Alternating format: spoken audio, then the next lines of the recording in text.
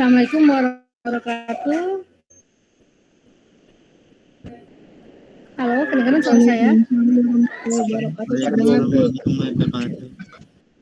Tolong semua on cam ya. Ini saya mau biar kelihatan semua. Tadi sinyalnya agak. Coba semua on cam, saya mau screenshot ya. Mau yang bisa on cam, yang bisa yang nggak bisa nggak apa-apa. Saya mau screenshot ya. Bukti Anda apa? Ya semuanya.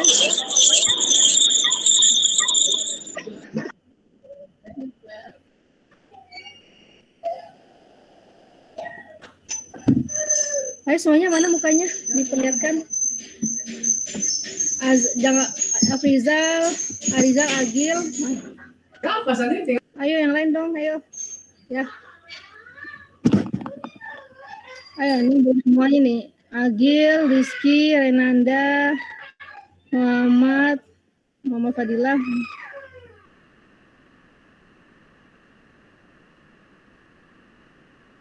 Ya, yang berbicara.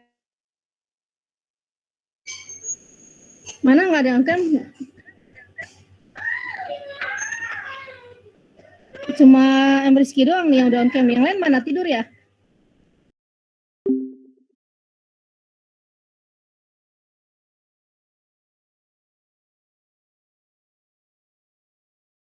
Motivasi lah, bukan nasihat. Motivasi. Apalagi ini kebanyakan mahasiswa PS saya. Apa ada yang enggak? Bukan. Tolong on cam dulu ya. Selama kita masih face to face, saya masih itu, Anda on cam dulu. Terserah kalau saya udah menerangkan materi baru Anda terserah boleh. Nah, kalau apa misalnya pertama Anda kuliah yang harus diperhatikan itu niat ya. Niat kita. Nah, niat kita kuliah apa sih? Misalnya saya ingin lulus kuliah tepat waktu. Nah, kalau Anda kuliah IT itu atau kuliah, Anda pengen kuliah itu karena apa sih mau kuliah? Itu masih semester 3 kan ya? Masih tingkat 2, masih baru. Anda itu kuliah, niat Anda kuliah itu apa sih sebenarnya? Motivasi Anda kuliah? Biar dapat kerja. Ya, cari kerjaan ya. Jadi dapat ijazah. Kemudian mendapat ilmu. Ada nggak ingin mendapatkan jodoh? Ada nggak? Siapa tahu ingin mendapat jodoh anak disuruh mama. Nah, tapi nggak boleh pacaran ya. Jadi Anda harus fokus dulu kuliah, kerja baru nikah. Nah, kalau niat saya ingin lulus kuliah nih tepat waktu 3,5 tahun S1, terus nanti mau lanjut S2 1,5 tahun. Insya Allah kalau niat kita baik, itu dijawab sama Allah ya. Saya dulu juga gitu. Saya mau kuliah 3,5 tahun, alhamdulillah capaian. S2 1,5 tahun, alhamdulillah capaian. Masuk kerja, nah itu ya. Jadi niat kita harus positif dulu. Yang kedua, itu doa, niat dan doa itu berbarengan. Doa yang bagi muslim, sholat tahajud, dan berdoa sama orang tua ya. Berbakti sama orang tua, jangan ngelawan. Karena restu orang tua, ridho orang tua itu ridho Allah ya, ridho Allah, ridho orang tua. Kemudian 3 itu apa? Skill, IPK dulu deh, IPK. Kan doa, niat, kemudian usaha. Nah, usaha itu sebagai mahasiswa apa sih? Belajar ya. Belajar. Pilih teman yang bisa membawa kita kepada kebaikan. Bukan milih teman ya, tapi maksudnya membawa kebaikan. Bermain boleh, tapi bermain sambil belajar. Komunitas yang baik, itu yang positif ya, jangan yang negatif. Kemudian IPK. Nah, IPK itu usahakan Anda 3,30 ke atas. Kenapa?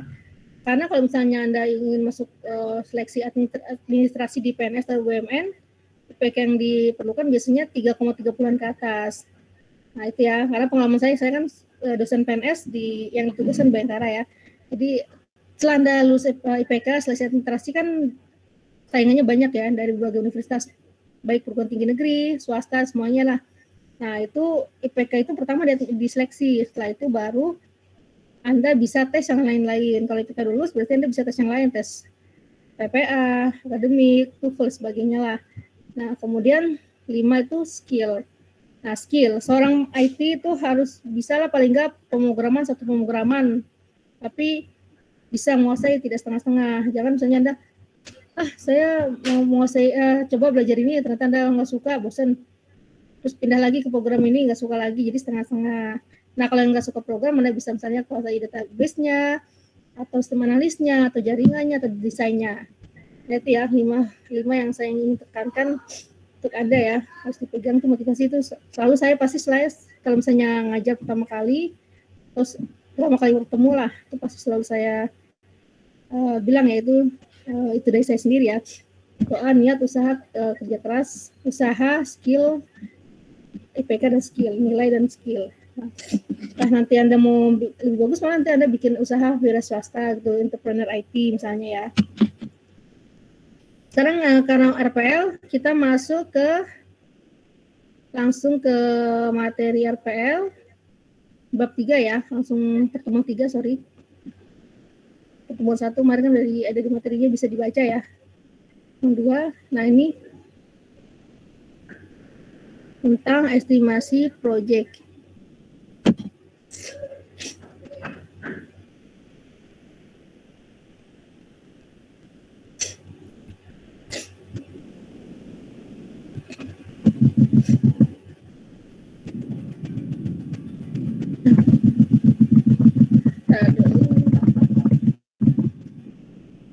Dari awal dulu ya, ini tadi belajarnya. Perencanaan proyek, perangkat lunak atau software, project planning.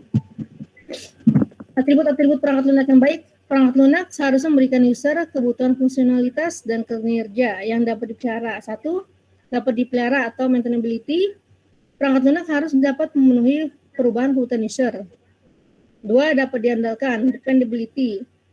File harus dapat dipercaya dan tidak menyebabkan kerusakan fisik atau ekonomi jika terjadi kegagalan sistem. Efisien, file harus efisien dalam penggunaan sumber daya sistem. Dan 4, kemampu pakaian, usability, file harus dapat dipakai sesuai dengan yang direncanakan.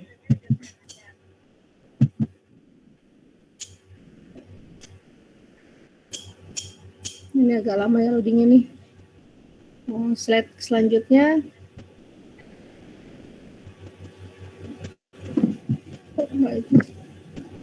Ya agak ini agak hang.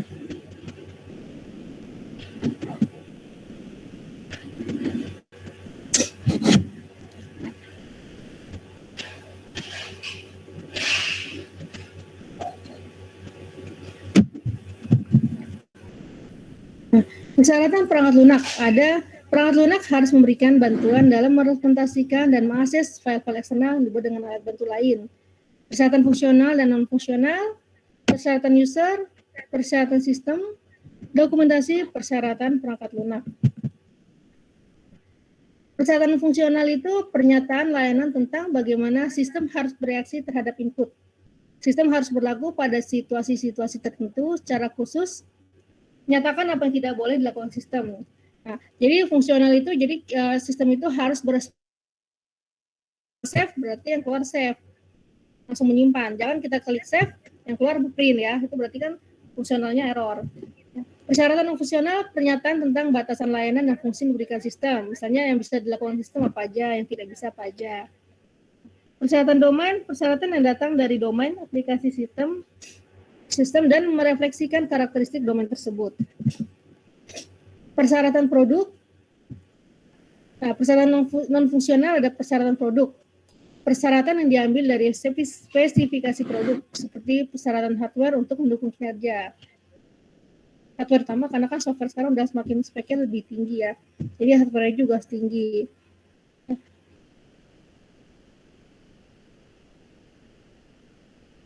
Persyaratan faktor eksternal terhadap sistem dan proses pengembangannya. Ukuran persyaratan non-fungsional, 1, kecepatan dalam transaksi yang diproses per detik, waktu tanggal, user, atau event, atau waktu reverse layar. Nah, itu harus cepat. Jadi per detik, bukan per jam, bukan per menit, per jam, per detik ya. Karena kalau misalnya kita nunggu lama juga kita bosan ya, nunggu respon sistemnya lama. Ukuran dalam KB atau jumlah chip RAM, kemudian dalam penggunaan dalam waktu pelatihan atau jumlah frame help, kehandalan dalam waktu rata-rata kegagalan, probabilitas, ketidaksediaan, kecepatan terjadi kegagalan atau ketersediaan. ketahanan dalam waktu start ulang. Nah, ketika kita merestart itu harus cepat juga responnya. Jadi setelah waktu restart ulang setelah kegagalan, persentase event yang gagal atau probabilitas korupsi data. Portabilitas dalam persentase pernyataan tergantung target atau jumlah sistem target. Sedangkan persyaratan user mendeskripsikan persyaratan fungsional dan non-fungsional sehingga dapat dipahami oleh user yang tidak memiliki pengetahuan teknik. Nah, jika Anda menjadi seorang sistem analis, gambarkan model sistemnya, perancang sistem itu dengan baik. Jadi orang yang bukan orang teknik atau bukan orang komputer bisa membaca. Persyaratan user harus ditulis menggunakan bahasa natural, formal, dan diagram intuitif yang sederhana. Persyaratan user tidak boleh didefinisikan memakai model implementasi. Nah, bahasa natural ya, bahasa kita, bahasa sehari-hari. Nah, seorang IT juga harus bisa menguasai bahasa Inggris. Walaupun hanya pasif atau tidak aktif, tapi harus bisa lah. Nah, karena pengalaman saya project saya pernah project IT ya di ISEA. Jadi kita membaca SOP-nya, standar operational procedure itu, SOP-nya itu bahasa Inggris.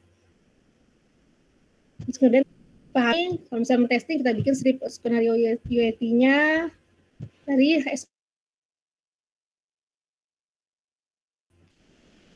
persyaratan user tidak boleh didefinisikan memakai model implementasi. Masalah yang sering muncul tidak adanya kejelasan, simpang siuran persyaratan, gabungan persyaratan. Persyaratan sistem ini lebih rinci dari persyaratan user dan berfungsi sebagai dasar kontrak untuk implementasi sistem. Persyaratan sistem ini digunakan sebagai titik awal perancangan sistem. Bahasa natural banyak digunakan dalam mendefinisikan persyaratan sistem. Problem dalam pembuatan perangkat lunak apa aja sih? 1. Tidak memiliki waktu yang cukup dalam mengumpulkan data pada proses pembuatan perangkat lunak. Nah, kenapa nanti kalau misalnya Anda skripsi juga Anda harus punya data yang lengkap ya. Jadi ada objek penelitiannya, data lengkap sehingga bisa memulai sebuah aplikasi. Ketidakpuasan software pada user pada software yang dibuat. Mungkin entah kurang bagaimana ya. Misalnya kurang cepat atau kurang sesuai dengan yang diinginkan atau background-nya atau sistemnya, menunya, sebagainya. Kualitas software terkadang meragukan, sulit dalam maintenance software sekarang. 2. Pendekatan dalam pengembangan sistem, atau system development. 1. Structural approach, biasa dikenal dengan pendekatan pengembangan sistem terstruktur, atau struktur system development.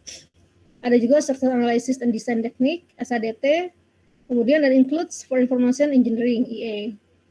Sedangkan object oriented approach juga disebut OOA, OOD, dan OOP.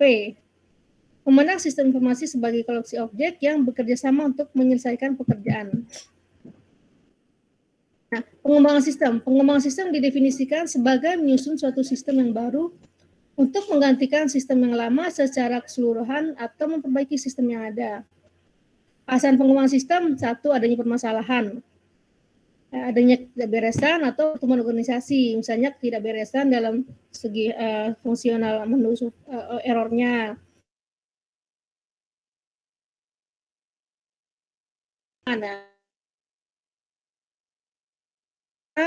Adanya instruksi dari pimpinan atau pemerintah. Perencanaan proyek untuk menyediakan kerangka kerja yang memungkinkan manajer membuat estimasi yang dapat dipertanggungjawabkan mengenai sumber daya, biaya, dan jadwal pada awal proyek yang dibatasi oleh waktu. Karena memang kadang-kadang suka melenceng ya. Untuk proyek saya juga waktu pas kita sudah menjadwalkan nih misalnya untuk UAT atau user acceptance untuk testing aplikasi, kita testing aplikasi misalnya sebulan atau 2 bulan, ternyata bisa mau 3 bulan. Karena ketika kita melakukan testing sesuai dengan skenario script yang kita buat, ternyata fungsi menunya ada yang error, otomatis kan harus diperbaiki lagi programnya ya, baru di testing lagi sampai itu benar-benar fix benar dan tidak ada yang error, baru di launching atau diimplementasikan yang fullnya. Problem dalam pembuatan perangkat lunak, 1. Tidak memiliki waktu yang cukup dalam mengumpulkan data pada proses pembuatan perangkat lunak. Nah, data itu kalau bisa real, bukan data yang dummy atau main-main. 2. Ketidakpuasan user pada software yang dibuat. 3. Kualitas software terkadang meragukan. 4. Sulit dalam maintenance software sekarang. Jenis perencanaan, ada perencanaan kualitas, yaitu menentukan standar dan prosedur penentuan kualitas software yang digunakan. Perencanaan validasi menentukan teknik, jadwal, dan sumber daya yang digunakan untuk validasi software. Nah, sumber daya yang digunakan kalau Anda bikin urusan IT, berarti Anda harus punya sistem analisnya, programmernya, sebagainya. Jadi Anda bisa, psikologi itu bisa diperlukan ya, diketahui untuk bermanfaat kalau misalnya kita diminta untuk membuat sebuah sistem aplikasi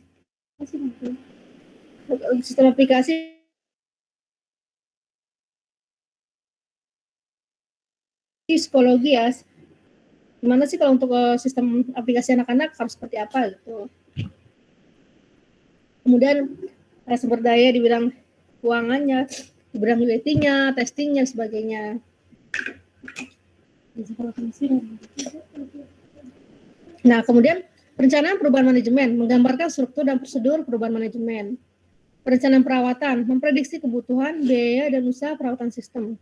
Nah, biayanya misal biaya honor ya, sumber daya, atau biaya pembuatan, kemudian dan lain-lain ya, biaya. Perencanaan pengembangan staf menggambarkan bagaimana perencanaan pengembangan kemampuan dan keterampilan staf untuk menunjang proyek. Nah, tadi keterampilan staf, jadi staf itu harus punya keterampilan masing-masing. Dari sisi ilmunya berbeda ya. Jadi perencanaan proyek perangkat lunak, proses manajemen proyek perangkat lunak turun ke perencanaan proyek. Perencanaan proyek ada ruang lingkup perangkat lunak. Itu menggambarkan fungsi kinerja, batasan, interface, dan reliabilitas. Fungsi yang digambarkan dalam statement ruang lingkup dievaluasi untuk memberikan awalan yang lebih detail pada saat dimulai estimasi. Kinerja melingkupi pemrosesan dan kebutuhan waktu respon. Batasan mengidentifikasi batas yang ditempatkan pada perangkat lunak oleh perangkat eksternal memori ke sistem lain. Sumber daya manusia dimulai dengan mengevaluasi ruang lingkup serta memilih kecakapan yang dibutuhkan untuk menyelesaikan pengembangan. Nah, kecakapan itu tadi bidang ilmu apa aja yang dibutuhkan, yang diperlukan. Nah, jadi kita cari yang sesuai dengan bidang ilmu yang dibutuhkan. Perangkat lunak atau reusable, component of the self, perangkat lunak yang sudah jadi pihak ketiga. Nah, kalau misalnya Anda punya perusahaan, Anda tidak ada yang bisa bikin aplikasinya, Anda menggunakan vendor. Jadi perangkat lunaknya udah dibikin sama vendor, jadi kita tinggal terima jadi. Kadang tidak ada user requirement ya, kebutuhan usernya, karena sudah jadi perangkat lunaknya. Kemudian yang kedua, komponen full experience, menggunakan perangkat lunak dari proyek lalu yang serupa.